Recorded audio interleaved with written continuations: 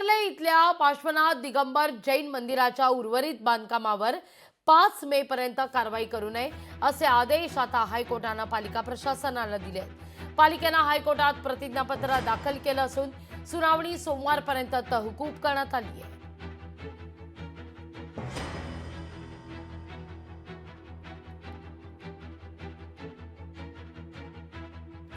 जैन मंदिरावर 5 मे पर्यंत कुठल्याही प्रकारे कारवाई करू नये असे आता हायकोर्टाचे पालिका प्रशासनाला आदेश आहेत। ठिकठिकाणी याच मुद्द्यावर जैन बांधव एकवटलेले होते। विलेपार्ले सुरुवातीला या मुद्द्यावर निषेध नोंदवत मोर्चा देखील काढण्यात आला। या सगळ्याविषयी अधिक माहिती घेण्याकरता थेट जाते आपले प्रतिनिधी स्वप्नील जाधव यांच्याकडे। स्वप्नील, का अधिक माहिती या सगळ्या संदर्भात?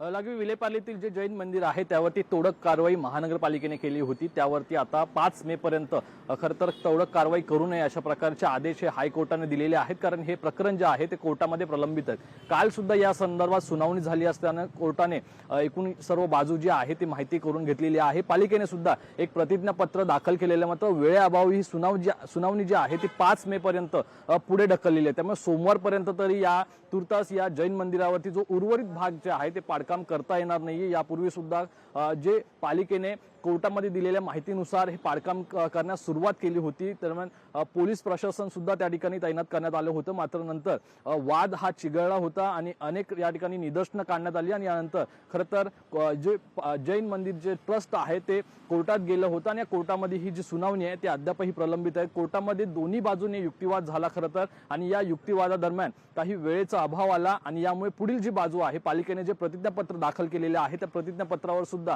सुनावणी जी आहे ती सोमवारी करण्यात येणार आहे। त्यामुळे सोमवारी कोर्टाकडून नक्की काय निर्णय दिला जातो, पुन्हा त्या ठिकाणी ते मंदिर बांधण्याची परवानगी दिली जाते का, कशाप्रमाणे या संदर्भात पालिकेने आपली बाजू मांडलेली हे पाहणं महत्त्वाचं असेल। लागवी, तुर्तास धन्यवाद तुम्ही दिलेल्या एकूण सविस्तर माहिती करता।